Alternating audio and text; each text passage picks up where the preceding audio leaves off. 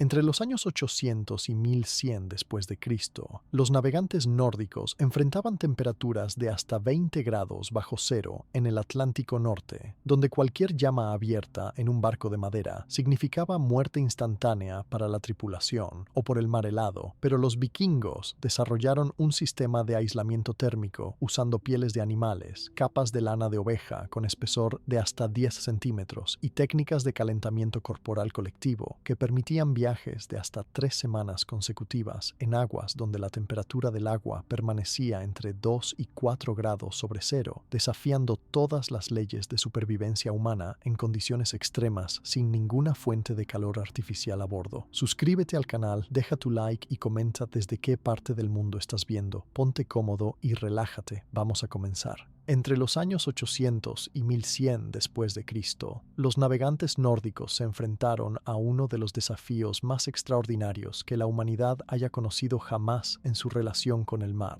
Temperaturas que descendían hasta 20 grados bajo cero en el Atlántico Norte, olas gigantescas que podían partir un barco por la mitad, vientos que congelaban la piel expuesta en cuestión de minutos, y la amenaza constante de hipotermia que acechaba a cada tripulante en cada momento del día y de la noche. Pero había una complicación adicional que hacía de esta travesía algo verdaderamente imposible según todas las leyes conocidas de la supervivencia humana. Cualquier llama abierta en una embarcación de madera significaba la muerte instantánea para toda la tripulación, ya fuera por el incendio que consumiría el barco en minutos o por el frío implacable del mar helado al que serían arrojados tras abandonar la nave en llamas.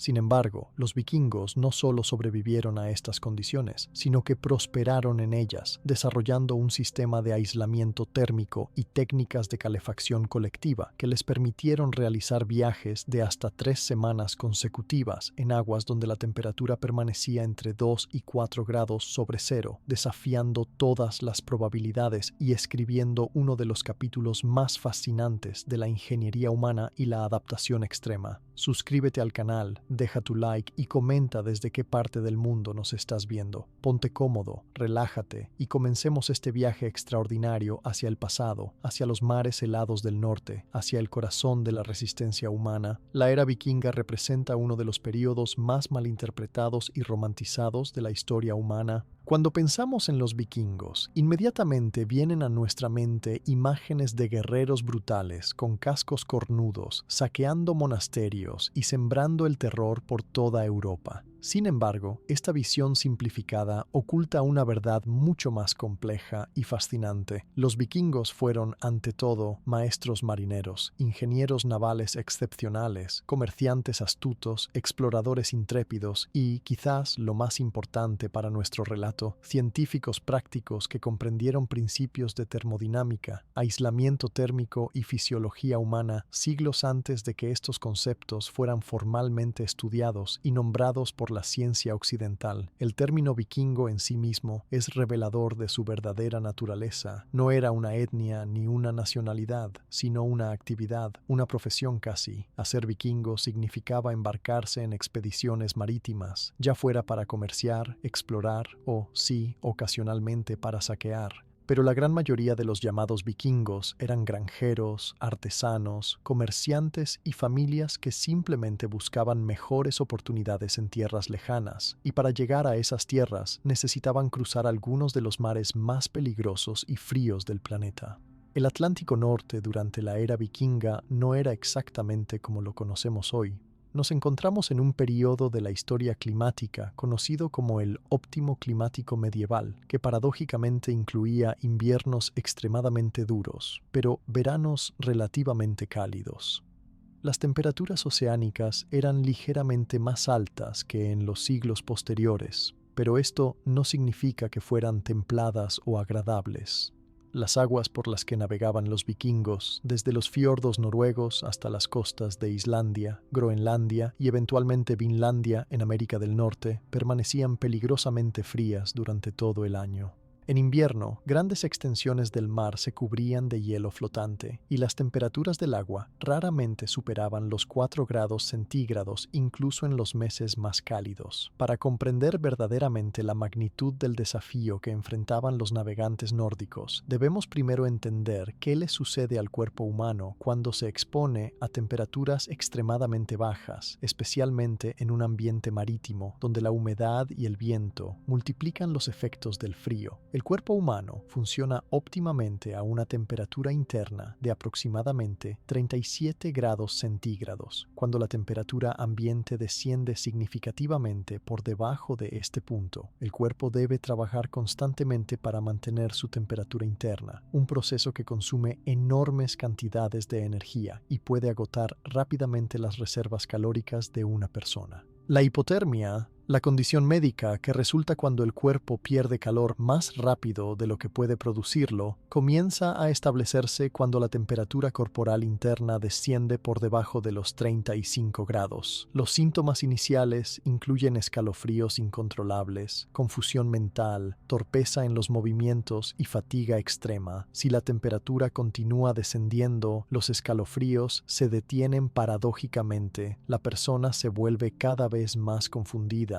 y desorientada. Los músculos se vuelven rígidos y eventualmente se produce pérdida de conciencia y muerte. En agua a 4 grados centígrados, una persona sin protección adecuada puede perder la conciencia en menos de 30 minutos y morir en menos de una hora. En aire a 20 grados bajo cero con viento fuerte, el tiempo de supervivencia sin protección adecuada puede ser incluso menor. Pero los vikingos no solo sobrevivían en estas condiciones, sino que realizaban trabajos físicamente demandantes, navegaban con precisión, combatían cuando era necesario y mantenían sus capacidades cognitivas lo suficientemente agudas como para tomar decisiones complejas de navegación en aguas desconocidas.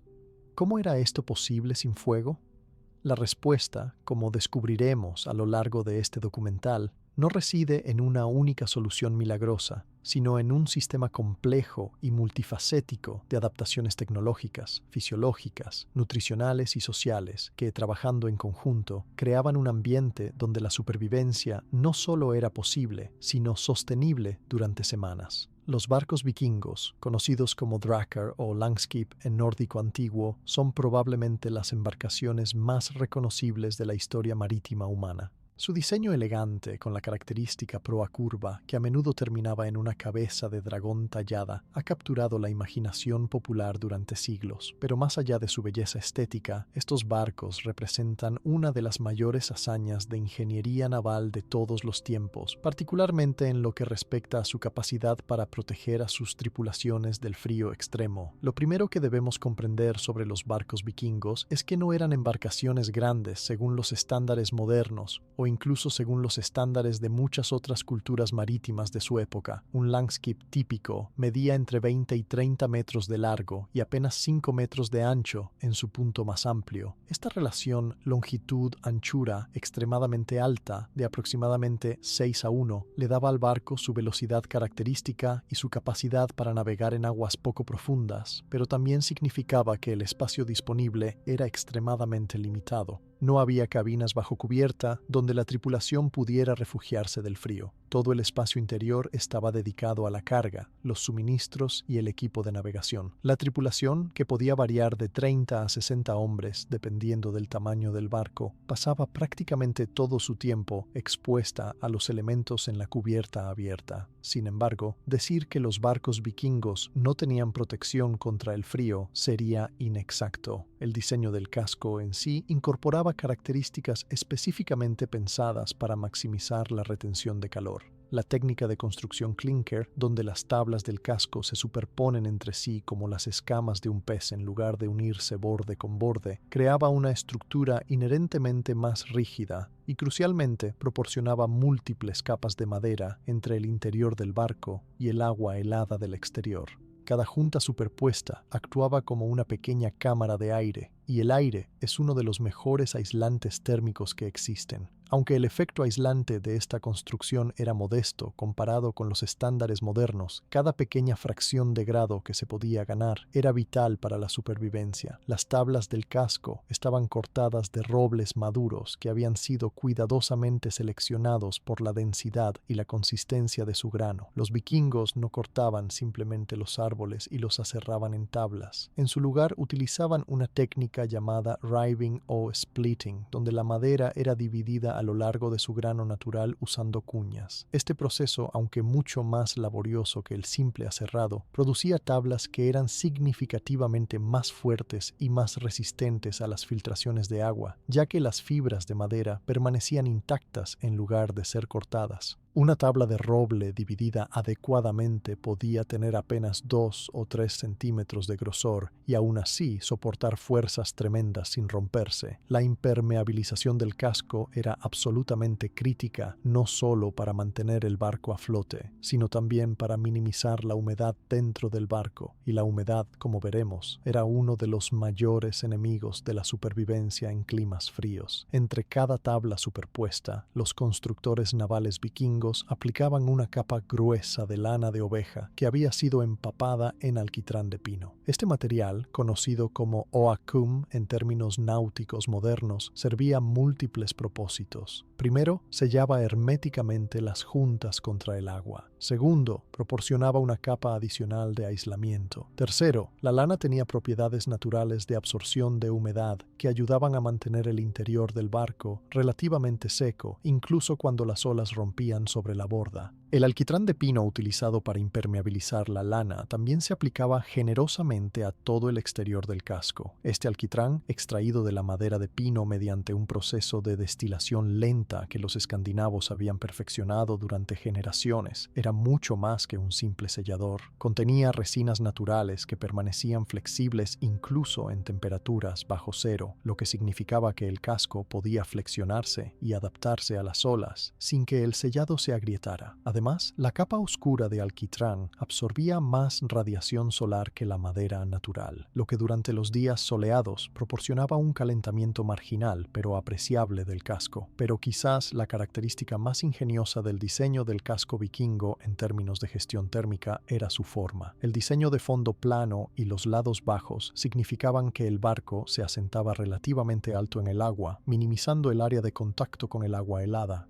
Al mismo tiempo, los lados curvos del casco estaban diseñados para desviar las olas en lugar de romperlas, lo que reducía la cantidad de agua fría que salpicaba sobre la cubierta y sobre la tripulación. En condiciones de mar gruesa, este diseño no siempre podía evitar que el barco fuera inundado por las olas, pero en condiciones normales de navegación, la tripulación podía permanecer relativamente seca, un factor crucial para la supervivencia térmica. La cubierta misma era otra maravilla de ingeniería térmica práctica, construida con tablas de pino que eran ligeramente más gruesas que las del casco. La cubierta estaba diseñada con una curvatura sutil, más alta en el centro y descendiendo hacia los lados. Esta forma no solo ayudaba a drenar el agua que caía sobre la cubierta, sino que también creaba un espacio ligeramente elevado en el centro, donde la tripulación podía sentarse o pararse relativamente protegida del agua que pudiera acumularse en los bordes. Bajo las tablas de la cubierta, en muchos diseños de barcos vikingos más elaborados, había un espacio de aire que actuaba como una capa adicional de aislamiento entre los pies de la tripulación y el casco frío que estaba en contacto directo con el agua helada. Los bancos de remo que recorrían la longitud del barco en ambos lados eran mucho más que simples asientos. Cada banco estaba cuidadosamente posicionado para permitir un remado eficiente, pero también estaba diseñado para servir como espacio de almacenamiento y como barrera contra el viento. Los cofres personales de los marineros, que contenían sus posesiones, ropa seca y suministros, se almacenaban bajo los bancos o se usaban como los propios bancos. Estos cofres, típicamente hechos de madera gruesa y a menudo forrados con cuero o pieles, no solo protegían las pertenencias de los marineros de la humedad, sino que también proporcionaban una capa adicional de aislamiento entre el marinero sentado y el casco frío debajo.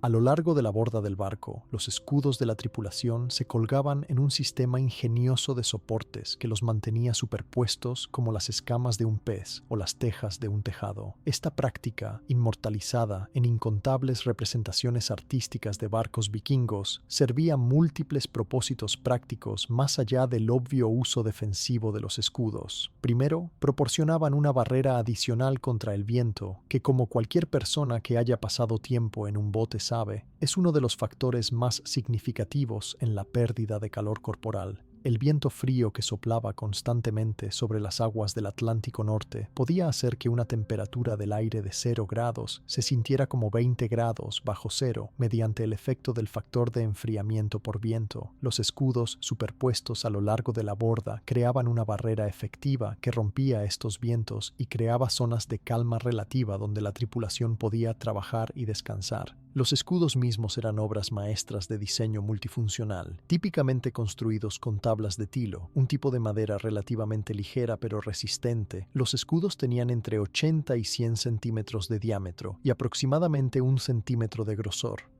El frente del escudo estaba cubierto con cuero tratado, a menudo de vaca o caballo, que había sido estirado sobre la madera mientras estaba húmedo y luego dejado secar, creando una superficie dura y resistente. Este cuero no solo proporcionaba protección contra armas, sino que también hacía el escudo relativamente impermeable al agua. La parte posterior del escudo estaba reforzada con tiras de hierro y tenía un agarre central de hierro forjado. Cuando estos escudos se colgaban superpuestos a lo largo de la borda, con sus superficies de cuero hacia el exterior, creaban efectivamente una pared continua de cuero y madera que bloqueaba el viento, desviaba las salpicaduras de agua y proporcionaba una pequeña pero significativa capa adicional de aislamiento. Pero el uso de escudos como protección contra el viento era solo la parte más visible de un sistema de gestión de viento mucho más sofisticado. Los vikingos comprendían intuitivamente lo que la ciencia moderna llama el efecto de microclima, la idea de que se pueden crear zonas de condiciones ambientales significativamente diferentes dentro de un área más grande, simplemente manipulando el flujo de aire y la exposición a los elementos. A lo largo del barco se utilizaban diversas estructuras temporales para crear estos microclimas. Durante las navegaciones largas en condiciones particularmente frías, la tripulación erigía lo que podríamos llamar carpas o toldos temporales, usando grandes piezas de tejido de lana conocidas como vadmal. El vadmal era un tipo especial de tela de lana que era una de las tecnologías más importantes de los vikingos, y hablaremos mucho más sobre ella en breve. Por ahora, lo importante es entender que estas grandes hojas de tejido grueso, a menudo de 3 o 4 metros de largo y 2 metros de ancho, podían ser estiradas sobre secciones del barco, usando el mástil, los remos y cuerdas, creando espacios semicerrados donde grupos de marineros podían refugiarse del viento más severo. Estas estructuras temporales no eran lo suficientemente cerradas como para permitir el uso seguro de fuego en su interior, y los vikingos generalmente no intentaban crear fuegos a bordo de sus barcos de guerra y comercio durante las travesías oceánicas. Sin embargo, las estructuras creaban un espacio donde el calor corporal colectivo de los marineros podía acumularse en lugar de disiparse inmediatamente en el viento frío. Este principio de calefacción colectiva, donde un grupo de individuos genera y comparte calor corporal en un espacio relativamente confinado, sería uno de los pilares fundamentales de la supervivencia vikinga en mares helados. La posición de estas estructuras temporales en el barco estaba cuidadosamente planificada.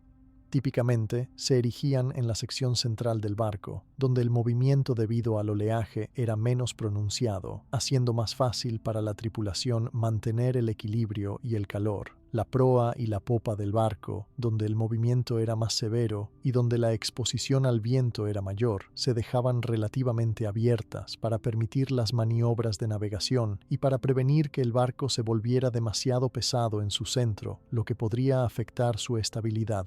Ahora debemos dirigir nuestra atención a lo que podría ser el aspecto más crucial de la supervivencia vikinga en mares helados: la ropa y los textiles. Si los barcos vikingos eran maravillas de ingeniería naval, entonces el sistema de vestimenta multicapa de los vikingos era una maravilla comparable de ingeniería textil y comprensión intuitiva de los principios de aislamiento térmico. La lana de oveja era el material fundamental de prácticamente toda la ropa vikinga, y con muy buena razón. La lana posee propiedades térmicas que no son igualadas por prácticamente ninguna otra fibra natural. A nivel microscópico, cada fibra de lana está cubierta con escamas superpuestas y tiene una estructura interior compleja, llena de diminutas bolsas de aire.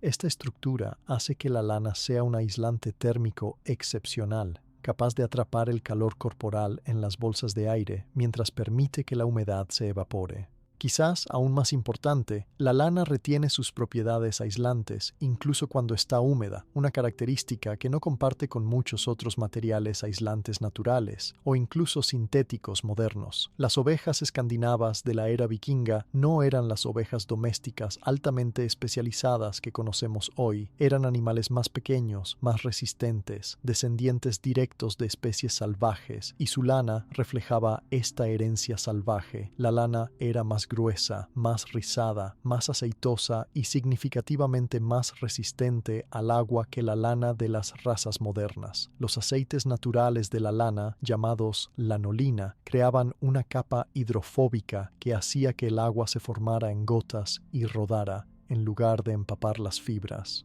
Una prenda hecha de esta lana sin lavar o mínimamente procesada podía soportar lluvia ligera o salpicaduras de agua de mar durante horas antes de que la humedad comenzara a penetrar.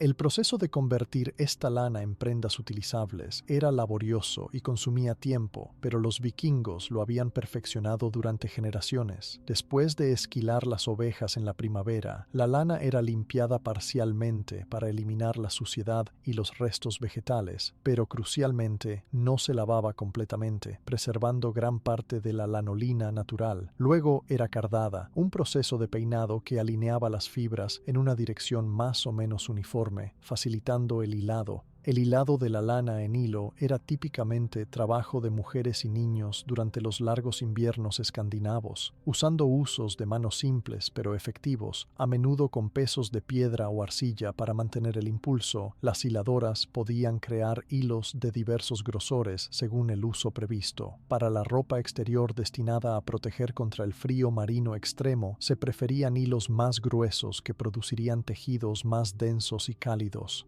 Para las capas interiores que estarían en contacto directo con la piel, se usaban hilos más finos que crearían tejidos más suaves y menos irritantes. El tejido se realizaba en telares verticales, estructuras impresionantes que podían tener 2 metros de altura y igual de ancho. Estos telares permitían la producción del vadmal, el tejido grueso de lana que era absolutamente central para la supervivencia vikinga en climas fríos. El vadmal era diferente de la mayoría de los tejidos de lana que conocemos hoy. Después de tejer, el tejido era sometido a un proceso llamado batanado o abatanado, donde era humedecido y golpeado repetidamente, a menudo pisoteado en agua jabonosa durante horas o incluso días. Este proceso hacía que las fibras de lana se entrelazaran y encogieran, creando un material mucho más denso, más rígido y más resistente al agua que el tejido original.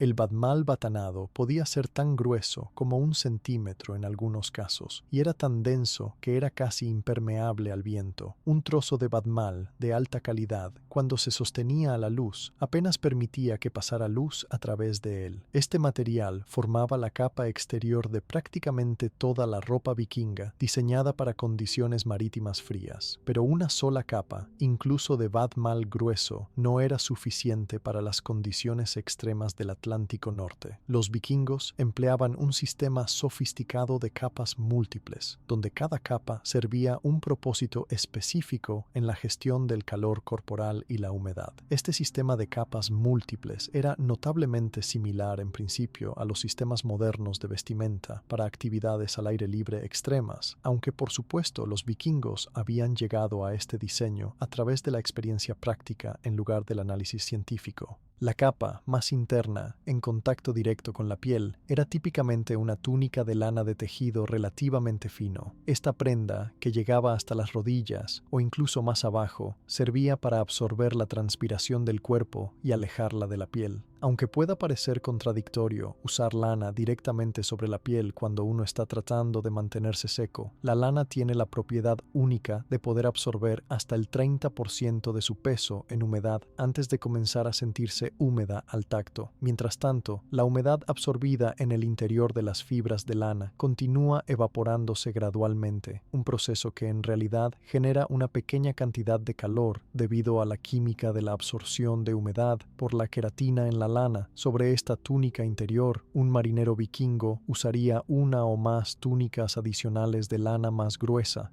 Cada capa adicional creaba bolsas de aire entre las prendas, y como ya hemos mencionado, el aire inmóvil es uno de los mejores aislantes térmicos que existen. La clave es que el aire debe estar relativamente inmóvil, atrapado entre las capas de tejido, donde puede ser calentado por el cuerpo y mantener ese calor. Si el aire puede circular libremente, llevándose el calor corporal con él, entonces el valor aislante se pierde. La capa más externa era típicamente una prenda pesada y larga hecha de badmal grueso, a menudo referida en las sagas como un kirtil o una capa. Estas prendas podían pesar varios kilogramos cuando estaban secas y aún más cuando estaban húmedas, pero proporcionaban una barrera formidable contra el viento y el agua. Muchas de estas prendas exteriores estaban tratadas adicionalmente con grasa animal o aceite de pescado para mejorar aún más su resistencia al agua. El proceso implicaba aplicar la grasa a la prenda y luego calentarla suavemente, permitiendo que la grasa penetrara profundamente en las fibras. El resultado era una prenda que podía soportar salpicaduras considerables de agua de mar sin que la humedad penetrara hasta las capas interiores. Los pantalones seguían un sistema similar de capas múltiples. Los pantalones interiores de lana fina eran cubiertos por pantalones exteriores de badmal grueso. Los vikingos también usaban lo que podríamos llamar polainas o envoltorios de pierna, largas tiras de tela de lana que se envolvían desde el tobillo hasta la rodilla, proporcionando capas adicionales de aislamiento para las piernas inferiores y ayudando a sellar la parte superior de las botas contra la entrada de agua. Las botas mismas eran piezas críticas del equipo de supervivencia.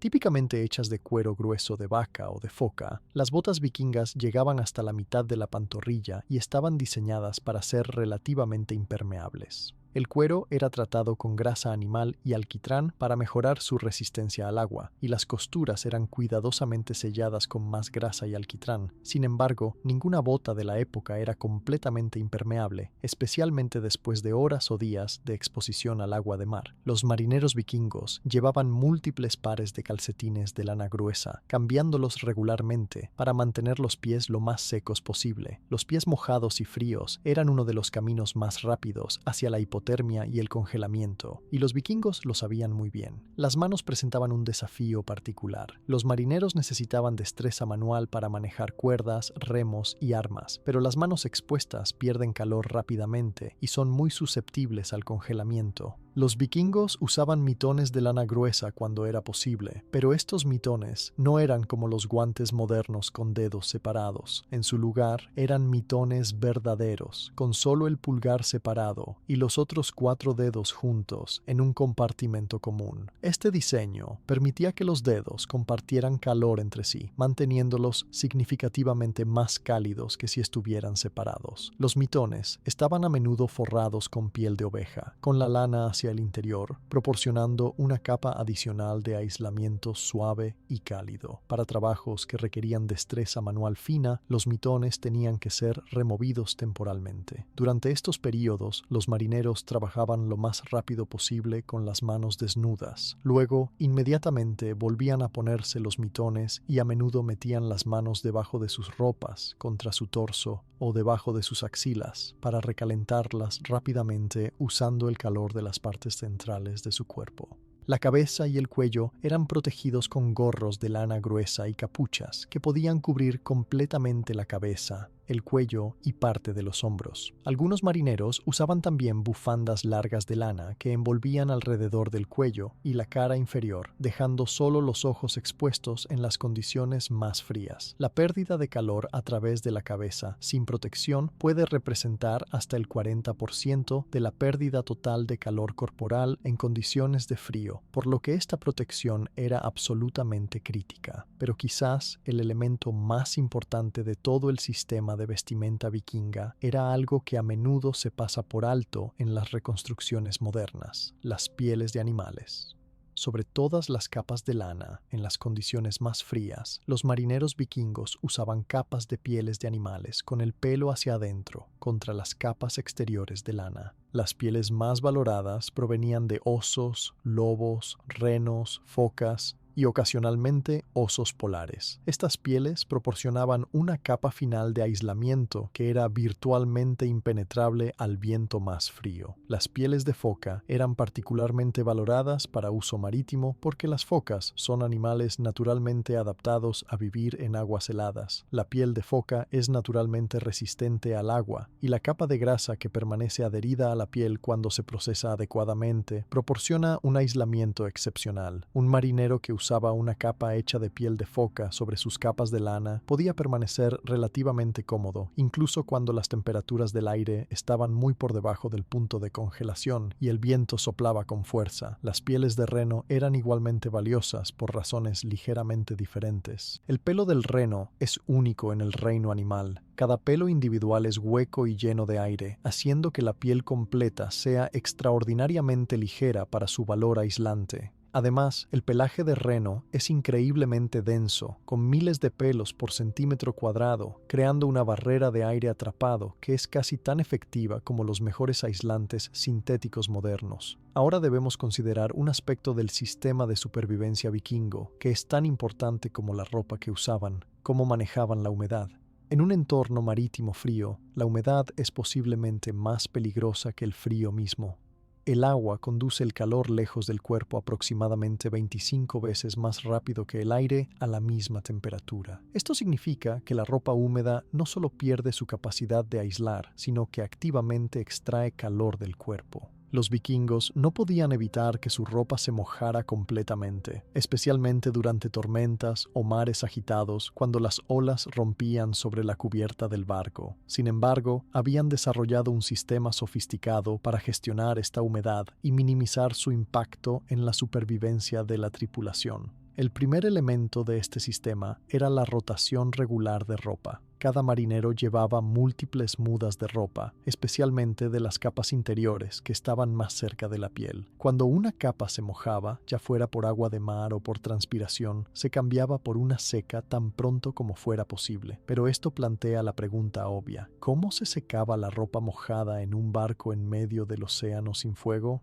La respuesta revela otra faceta de la ingeniosidad vikinga. Primero, la ropa mojada se escurría cuidadosamente para eliminar la mayor cantidad de agua posible. Luego, se extendía en cualquier superficie disponible donde pudiera estar expuesta al viento. Aunque pueda parecer contradictorio secar ropa exponiéndola al mismo viento frío que estaba tratando de evitar, el viento en movimiento en realidad acelera la evaporación. Mientras hubiera, aunque sea una pequeña diferencia entre la temperatura de la ropa y la temperatura ambiente, y mientras el aire no estuviera completamente saturado de humedad, la evaporación continuaría ocurriendo. En días relativamente soleados, incluso cuando las temperaturas estaban bajo cero, la radiación solar podía calentar la ropa oscura lo suficiente como para acelerar significativamente el proceso de secado. Los vikingos aprovechaban cada oportunidad de sol, extendiendo toda la ropa mojada a lo largo de las cuerdas, sobre los escudos, sobre el mástil caído, sobre cualquier superficie donde pudiera capturar algo de luz solar. La lana de oveja sin lavar, con su contenido natural de lanolina, era particularmente beneficiosa en este aspecto, ya que la grasa natural ayudaba a repeler el agua y aceleraba el secado. Durante las noches y en condiciones de mucha humedad o lluvia constante, cuando el secado al aire no era efectivo, los marineros recurrían a otra técnica: secar la ropa usando el calor de sus propios cuerpos. Una prenda húmeda, después de haber sido escurrida tanto como fuera posible, se colocaba entre dos capas de ropa seca sobre el cuerpo. El calor corporal gradualmente extraía la humedad de la prenda mojada hacia las capas exteriores más secas, desde donde podía evaporarse. Este proceso no era rápido y ciertamente no era cómodo, pero funcionaba. La gestión del calor corporal colectivo era quizás el aspecto más sofisticado del sistema de supervivencia vikingo. Los seres humanos son máquinas de producción de calor relativamente eficientes. Incluso en reposo, un adulto humano promedio genera entre 60 y 100 vatios de calor, aproximadamente equivalente a una bombilla incandescente. Durante el ejercicio moderado, como remar, esta producción de calor puede aumentar a 300 o 400 vatios, y durante el ejercicio intenso puede superar los 1000 vatios. El desafío en un ambiente frío no es necesariamente generar suficiente calor, sino retener ese calor y distribuirlo de manera que mantenga todo el cuerpo a una temperatura segura.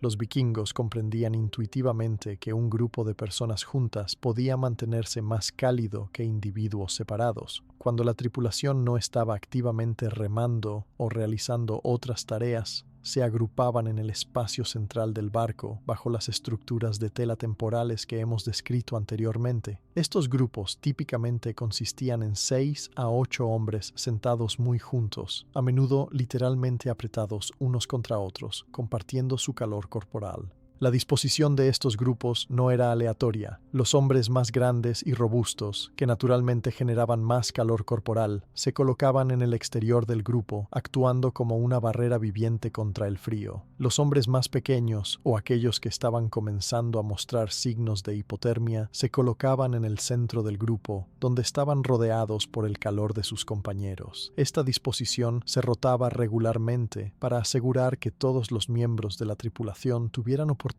de estar en las posiciones más cálidas. Durante los periodos de sueño, que necesariamente tenían que ocurrir incluso en los viajes más largos, se empleaba una versión más extrema de esta técnica. Los marineros se acostaban en filas apretadas, literalmente uno al lado del otro sin espacio entre ellos, todos orientados en la misma dirección como sardinas en una lata. Grandes pieles y mantas de lana se extendían sobre todo el grupo, atrapando el calor colectivo debajo. Los hombres en los extremos de estas filas, que estaban más expuestos al frío, eran cambiados regularmente con aquellos en el medio. Este sistema de calefacción colectiva no solo funcionaba por el simple intercambio de calor radiante entre los cuerpos, también aprovechaba lo que podríamos llamar el efecto de invernadero humano. Los cuerpos humanos no solo emiten calor, sino también humedad y dióxido de carbono a través de la respiración y la transpiración. Cuando un grupo de personas se encuentra en un espacio relativamente confinado, esta humedad y este dióxido de carbono se acumulan en el aire circundante. Aunque demasiada acumulación de dióxido de carbono puede ser peligrosa, en concentraciones moderadas aumenta ligeramente la temperatura percibida del aire al aumentar su densidad y su capacidad de retener calor. La humedad en el aire también ayuda a mantener las vías respiratorias de los marineros húmedas, lo cual es importante porque el aire frío y seco puede dañar rápidamente los delicados tejidos de los pulmones. Sin embargo, esta estrategia de agrupamiento tenía que ser balanceada cuidadosamente con la necesidad de mantener marineros activos y alertas en todo momento para navegar el barco. Un barco vikingo en el océano no podía simplemente detenerse y permitir que toda la tripulación descansara simultáneamente. Las velas necesitaban ser ajustadas constantemente según el viento cambiante, el rumbo necesitaba ser mantenido y corregido, y alguien siempre necesitaba estar vigilando por peligros como icebergs, tormentas inminentes u otros barcos. Por lo tanto, la tripulación se organizaba en turnos o guardias. En un viaje largo a través del Atlántico Norte, típicamente habría 3 guardias de aproximadamente 8 horas cada una. Una tercera parte de la tripulación estaría activamente trabajando en el barco, manejando las velas, remando si era necesario, vigilando y manteniendo el rumbo.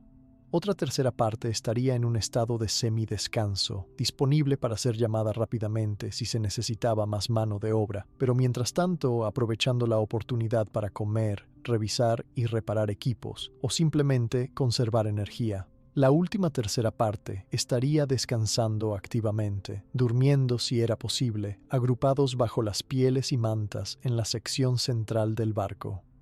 Este sistema de rotación servía a múltiples propósitos. Obviamente, aseguraba que el barco estuviera siempre adecuadamente tripulado y navegado, pero también aseguraba que todos los miembros de la tripulación tuvieran oportunidades regulares de estar en las posiciones más cálidas del barco, en el centro de los grupos de calentamiento colectivo, previniendo que cualquier individuo se enfriara peligrosamente. Los líderes de la expedición, los capitanes de barco experimentados que habían sobrevivido múltiples travesías del Atlántico Norte, prestaban especial atención a los miembros más jóvenes o menos experimentados de la tripulación, quienes eran más susceptibles a la hipotermia y al congelamiento. Los signos de hipotermia incipiente eran bien conocidos por los marineros experimentados. Un hombre que comenzaba a temblar incontrolablemente, que se volvía inusualmente callado o confundido, que mostraba torpeza en sus movimientos, o que paradójicamente comenzaba a quejarse de sentir calor cuando claramente hacía frío, era inmediatamente identificado como alguien en peligro. Ese hombre era relevado de sus deberes de inmediato y colocado en el centro del grupo de descanso más cercano, rodeado por compañeros que compartían su calor corporal y monitoreaban su condición. En casos severos, un hombre con hipotermia podía ser despojado de su ropa mojada y colocado directamente piel con piel entre dos compañeros sanos, una técnica de recalentamiento que la medicina moderna todavía reconoce como altamente efectiva. La nutrición desempeñaba un papel absolutamente crítico en la capacidad de la tripulación para generar y mantener calor corporal. El cuerpo humano genera calor principalmente a través del metabolismo de los alimentos, convirtiendo las calorías en energía química que se utiliza para mover músculos, hacer funcionar órganos y mantener la temperatura corporal. En un ambiente frío, las demandas calóricas del cuerpo aumentan dramáticamente. Un hombre realizando trabajo físico moderado en temperaturas templadas podría necesitar alrededor de 2.500 a 3.000 calorías por día. El mismo hombre realizando el mismo trabajo en temperaturas bajo cero podría fácilmente necesitar 4.000, 5.000 o incluso 6.000 calorías por día. Los vikingos no medían calorías de la forma en que lo hacemos nosotros, pero comprendían perfectamente que ciertos alimentos proporcionaban más energía y calor que otros, y planificaban sus provisiones de viaje en consecuencia. Los alimentos para un viaje largo a través del Atlántico Norte tenían que cumplir varios criterios estrictos. Primero, tenían que ser densos en calorías para minimizar el espacio y el peso requeridos para almacenarlos. Segundo, tenían que ser estables durante largos periodos sin refrigeración. Tercero, tenían que ser relativamente fáciles de consumir sin preparación complicada, recordando que no había fuego disponible para cocinar a bordo del barco. Y cuarto, idealmente deberían proporcionar no solo energía calórica, sino también los nutrientes necesarios para mantener la salud general durante semanas en el mar. El alimento básico de un marinero vikingo en un viaje largo era el skerpikjot, carne seca de oveja o pescado seco, típicamente bacalao. Este alimento era preparado meses antes del viaje mediante un proceso de secado al aire que concentraba los nutrientes y las calorías, mientras eliminaba la humedad que permitiría la descomposición. La carne o el pescado se cortaba en tiras delgadas y se colgaba en estructuras especiales, donde el viento frío y seco del norte hacía su trabajo durante semanas. El producto final era duro como la madera, prácticamente imperecedero y extraordinariamente denso en proteínas y calorías. 1 kilogramo de skerpikjot podía contener más de 3.000 calorías, y aunque no era especialmente apetitoso para los estándares modernos, proporcionaba exactamente lo que un cuerpo estresado por el frío necesitaba. La preparación del skerpikjot para el consumo requería tiempo y paciencia. Las tiras secas eran tan duras que era imposible simplemente morderlas y masticarlas como uno haría con carne fresca. En su lugar, un marinero tomaría una tira, la pondría en su boca y la dejaría allí durante varios minutos, permitiendo que la saliva la reblandeciera gradualmente. Luego podía comenzar a masticarla lentamente, un proceso que podía tomar 10 o 15 minutos por tira. Aunque esto suena laborioso, en realidad era ventajoso en el contexto de supervivencia en frío. El proceso prolongado de masticación generaba calor en los músculos de la mandíbula y la cara, áreas que estaban particularmente expuestas al frío. Además, la digestión lenta y gradual de las proteínas concentradas proporcionaba un flujo constante de energía durante horas, en lugar de un pico rápido seguido de una caída como podría producir el azúcar. El pescado seco, particularmente el bacalao, tenía una ventaja adicional sobre la carne. Contenía significativamente más grasa, especialmente ácidos grasos omega 3. Estos ácidos grasos son particularmente eficientes en términos de calorías por gramo, proporcionando 9 calorías por gramo en comparación con las 4 calorías por gramo de las proteínas o los carbohidratos. Además, las grasas omega 3 tienen propiedades antiinflamatorias que podían ayudar a proteger contra algunos de los efectos dañinos de la exposición prolongada al frío extremo. Junto con la carne y el pescado secos, los marineros llevaban pan duro, a menudo llamado hardtack en términos náuticos posteriores, aunque la versión vikinga era algo diferente. Este pan estaba hecho de cebada o centeno, a veces con una pequeña cantidad de trigo si estaba disponible, y se horneaba hasta que estaba completamente seco y duro. Como el skerpichot, este pan era prácticamente imperecedero y proporcionaba carbohidratos concentrados. Sin embargo, también como el skerpichot, era extraordinariamente duro y requería ser reblandecido en la boca antes de poder ser masticado. Un alimento particularmente importante en el arsenal nutricional vikingo era la grasa animal pura, típicamente grasa de oveja o foca, almacenada en vejigas de animales o en contenedores de cuero sellados. Esta grasa proporcionaba una concentración de calorías que ningún otro alimento disponible podía igualar.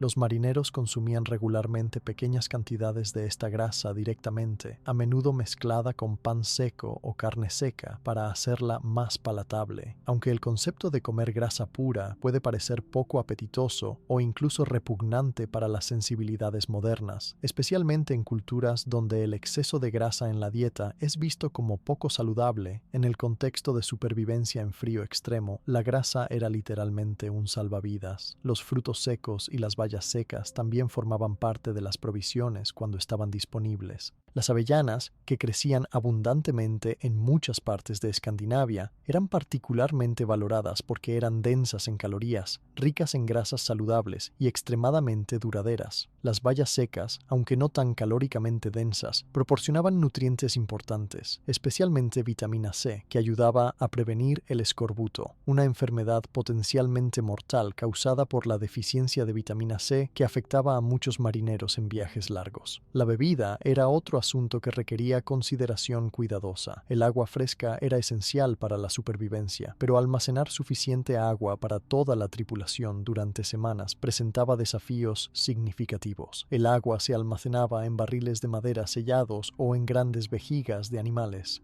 Sin embargo, el agua almacenada tenía la desafortunada tendencia a volverse rancia y desagradable después de varios días en el mar, especialmente si había sido almacenada en contenedores que no estaban perfectamente limpios. Para combatir este problema, los vikingos a menudo agregaban algo de ácido al agua, típicamente en forma de vinagre suave o, más comúnmente, suero de leche. El suero de leche es el líquido que queda después de batir la mantequilla y tiene un sabor ligeramente ácido y agrio. Este ácido ayudaba a prevenir el crecimiento de bacterias en el agua almacenada, manteniéndola potable durante periodos más largos. Además, el suero de leche contenía pequeñas cantidades de proteínas, azúcares y sales, proporcionando una pequeña pero bienvenida adición nutricional. En viajes más cortos o cuando el espacio lo permitía, los vikingos también llevaban cerveza o hidromiel. Estas bebidas alcohólicas eran más estables que el agua simple y proporcionaban calorías adicionales. Sin embargo, es importante notar que el alcohol en realidad disminuye la capacidad del cuerpo para mantener su temperatura en ambientes fríos al dilatar los vasos sanguíneos en la piel, permitiendo que más calor se irradie lejos del núcleo del cuerpo. Por lo tanto, Aunque pequeñas cantidades de cerveza o hidromiel podían proporcionar una sensación temporal de calor y podían elevar la moral de la tripulación, consumir grandes cantidades en condiciones de frío extremo podía ser activamente peligroso. Uno de los aspectos más fascinantes de la nutrición vikinga en el mar era su comprensión intuitiva de la importancia de las comidas calientes y la frecuencia de alimentación. Aunque no podían cocinar a bordo del barco durante las travesías oceánicas, habían desarrollado estrategias para maximizar el beneficio térmico de los alimentos. El proceso de digestión genera calor, un fenómeno conocido científicamente como termogénesis, inducida por la dieta. Diferentes tipos de alimentos generan diferentes cantidades de calor durante la digestión. Las proteínas, en particular, tienen un alto efecto térmico, generando aproximadamente un 25 a 30% de sus calorías como calor durante el proceso de digestión. Los vikingos aprovechaban esto comiendo pequeñas cantidades de comida frecuentemente a lo largo del día, en lugar de 2 o 3 comidas grandes, como podría ser típico en tierra. Al mantener un flujo constante de comida siendo digerida, mantenían un flujo constante de calor siendo generado internamente. Un marinero en una guardia activa podía consumir algo de comida, típicamente carne seca o pescado, cada hora o 2 horas. Aquellos en las guardias de descanso comían menos frecuentemente, pero aún se les animaba a comer algo antes de intentar dormir, ya que el proceso de digestión ayudaría a mantenerlos cálidos durante el período de inactividad, cuando la generación de calor corporal disminuiría naturalmente. La hidratación era igualmente crítica. La deshidratación, que puede ocurrir sorprendentemente rápido incluso en ambientes fríos, especialmente cuando se realizan esfuerzos físicos, deteriora significativamente la capacidad del cuerpo para regular su temperatura. Los marineros eran instados a beber regularmente, incluso si no sentían sed, porque la sensación de sed puede ser suprimida en ambientes fríos. Ahora debemos considerar otro aspecto crucial de la supervivencia vikinga en mares helados: su comprensión sofisticada de las rutas de navegación, los patrones climáticos y el momento adecuado de los viajes. Los vikingos no simplemente se lanzaban al Atlántico Norte en cualquier momento del año esperando lo mejor. Cada viaje era cuidadosamente planificado basándose en generaciones de conocimiento acumulados sobre cuándo y dónde las condiciones serían más favorables. El concepto vikingo de estaciones era diferente del nuestro. En lugar de 4 estaciones relativamente iguales, los escandinavos tradicionalmente dividían el año en 2 estaciones principales: verano e invierno. El verano se extendía desde aproximadamente abril hasta octubre, y el invierno desde octubre hasta abril. Sin embargo, para propósitos de navegación, la temporada se subdividía aún más finamente basándose en las condiciones específicas del mar y el clima. La temporada principal de navegación era desde finales de mayo hasta principios de septiembre, aproximadamente 4 meses, durante los cuales las condiciones en el Atlántico Norte eran lo menos hostiles posible. Durante estos meses, los días eran largos, proporcionando muchas horas de luz para navegar. Las temperaturas del aire y del agua estaban en su punto más alto y las tormentas severas, aunque todavía posibles, eran menos frecuentes y menos intensas que en otras épocas del año. Los vikingos prestaban especial atención a ciertos indicadores naturales que señalaban el momento óptimo para comenzar un viaje: la migración de aves específicas, el comportamiento de ciertos animales marinos, los patrones de viento predominantes, incluso el olor del aire. Todo esto proporcionaba información sobre las condiciones cambiantes del océano. Este conocimiento ecológico era transmitido de generación en generación, refinado constantemente a través de la experiencia, y era considerado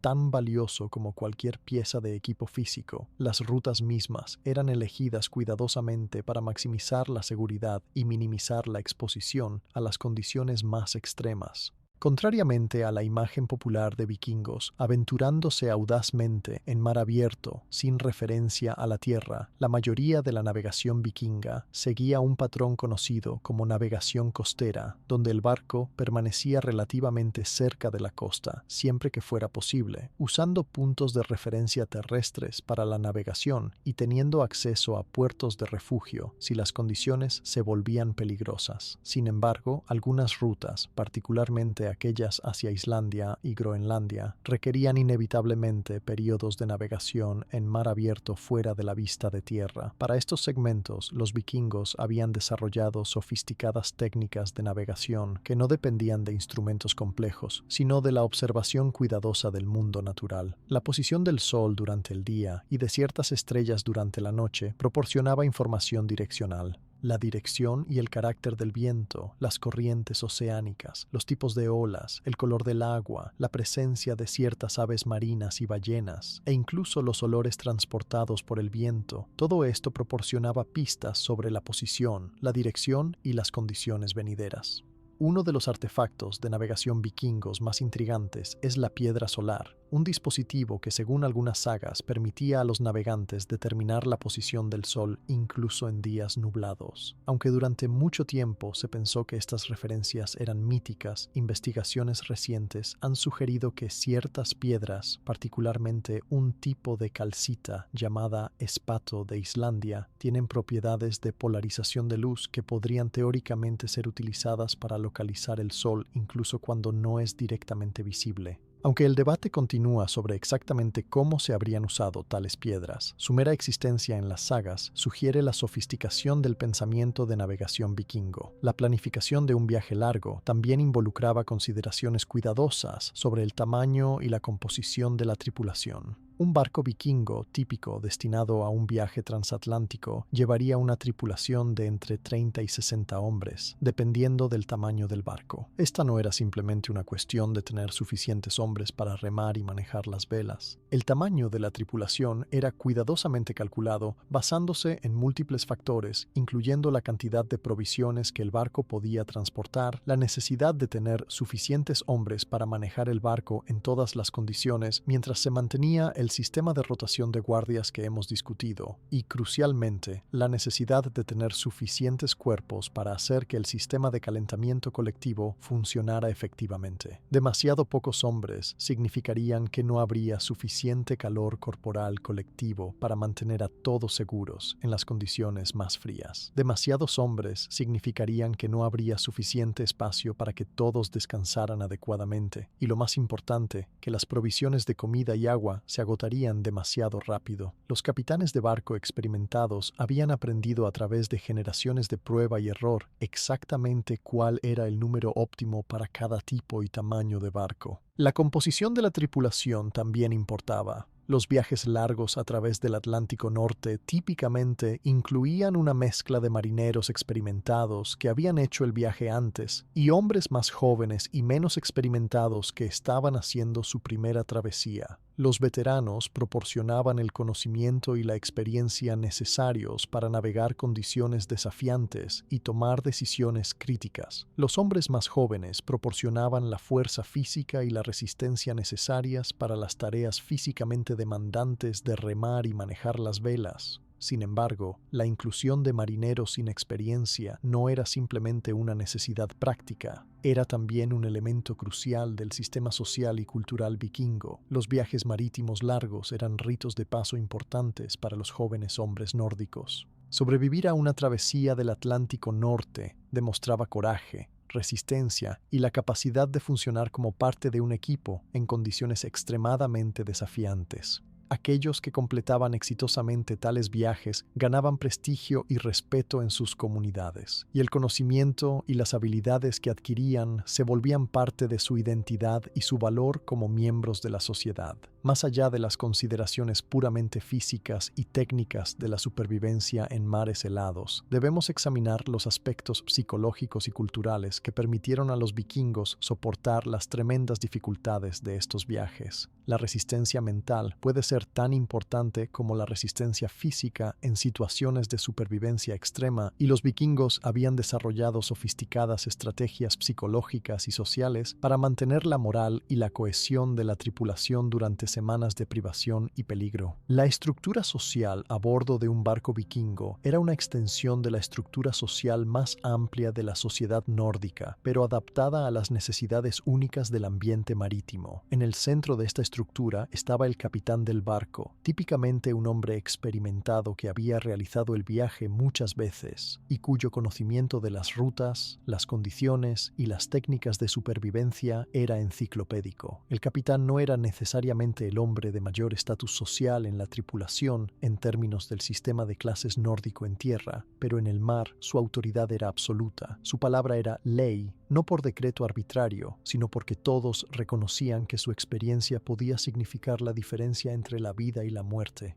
Bajo el capitán había típicamente varios tenientes o subcapitanes, hombres que también tenían experiencia significativa en el mar y que podían asumir el mando si algo le sucedía al capitán, o que podían supervisar diferentes aspectos de las operaciones del barco. Estos hombres también eran responsables de supervisar las diferentes guardias, asegurando que cada sección de la tripulación estuviera realizando sus tareas apropiadamente y que nadie estuviera en peligro de hipotermia o agotamiento. Pero la jerarquía a bordo de un barco vikingo no era rígidamente vertical.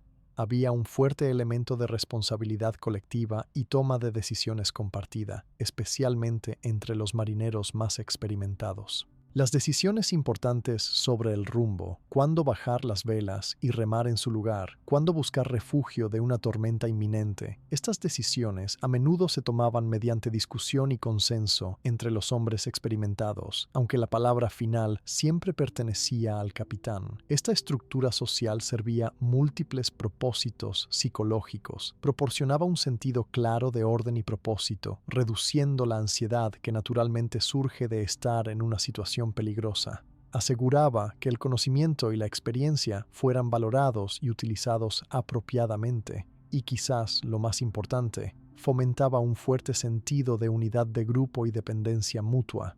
Cada hombre sabía que su supervivencia dependía no solo de sus propios esfuerzos, sino de los esfuerzos de todos los demás a bordo. Esta comprensión creaba lazos poderosos de camaradería y lealtad que ayudaban a la tripulación a soportar dificultades que podrían haber roto a individuos aislados. El concepto nórdico de honor personal y reputación también jugaba un papel crucial en mantener la moral y el esfuerzo. En la sociedad vikinga, la reputación de un hombre, su honor, era quizás su posesión más valiosa. Un hombre que mostraba cobardía, que se quejaba excesivamente, que no cumplía con sus responsabilidades hacia sus compañeros de tripulación, arriesgaba su reputación no solo durante el viaje, sino de vuelta en casa, cuando las historias del viaje se contaran y recontaran. Por el contrario, un hombre que mostraba coraje excepcional, resistencia y dedicación a sus compañeros, ganaba honor que duraba toda la vida y que podía transmitirse a sus descendientes. Las sagas nórdicas, las largas historias épicas que eran centrales a la cultura vikinga, estaban llenas de relatos de grandes viajes marítimos y de los hombres que los habían realizado. Estas historias se contaban y recontaban durante las largas noches de invierno en los grandes salones de Escandinavia, y cada generación de jóvenes hombres crecía escuchándolas y soñando con sus propias aventuras. Cuando estos hombres finalmente se embarcaban en sus propios viajes, llevaban consigo no solo el conocimiento práctico transmitido por generaciones, sino también un sentido de conexión con todos aquellos que habían navegado antes que ellos. Estaban viviendo las historias que algún día se contarían sobre ellos. Durante los propios viajes, las historias y la narración continuaban siendo importantes.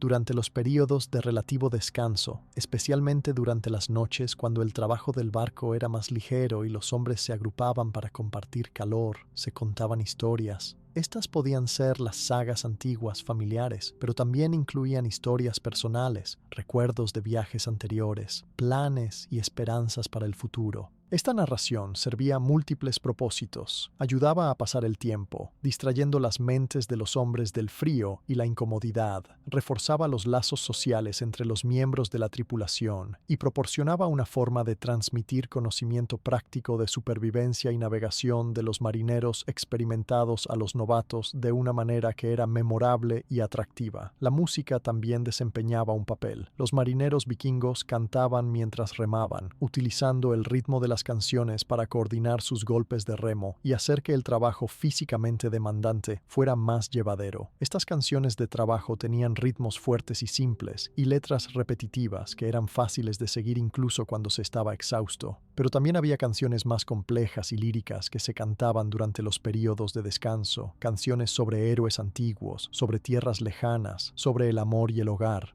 El acto de cantar juntos creaba un sentido de unidad y propósito compartido que era vital para mantener la cohesión del grupo. La espiritualidad vikinga también proporcionaba recursos psicológicos importantes para soportar las dificultades del viaje. Los vikingos no eran cristianos durante la mayor parte de la era vikinga, sino que practicaban una forma de paganismo nórdico con un panteón complejo de dioses y diosas. Varios de estos dioses eran particularmente relevantes para los marineros. Njordr era el dios del mar y de los marineros, y se le hacían ofrendas antes de comenzar un viaje, y se le ofrecían agradecimientos después de completarlo de manera segura. Egir y su esposa Ran eran dioses del océano profundo, temidos por su poder para crear tormentas y hundir barcos, pero también respetados y propiciados con ofrendas. Pero quizás el dios más importante para los marineros vikingos era Odín, el dios principal del panteón nórdico, asociado con la sabiduría, la guerra y también con el viaje y la exploración. Odín era conocido por su constante búsqueda de conocimiento y su voluntad de soportar tremendas dificultades para obtenerlo. Los marineros se identificaban con estas cualidades y buscaban emularlas. Además, Odín era el señor del Valhalla, el gran salón donde los guerreros caídos eran llevados después de la muerte para pasar la eternidad festejando y luchando.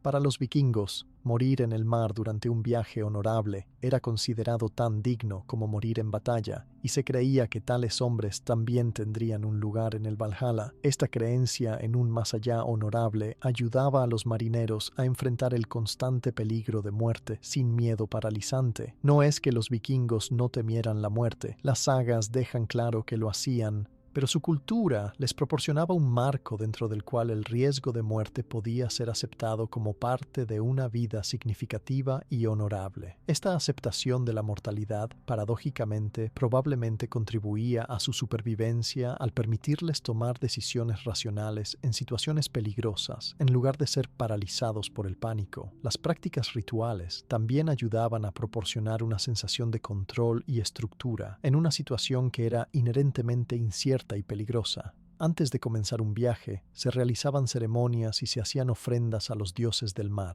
Durante el viaje, se observaban rituales diarios simples, marcando el paso del tiempo y proporcionando un sentido de normalidad y rutina. Cuando el viaje se completaba de manera segura, se realizaban ceremonias de agradecimiento. Estas prácticas rituales, ya fueran efectivas sobrenaturalmente o no, eran psicológicamente importantes, proporcionando una sensación de agencia y participación en el resultado del viaje. Otro aspecto psicológico crucial de la supervivencia en viajes largos era el manejo de conflictos y disputas entre los miembros de la tripulación.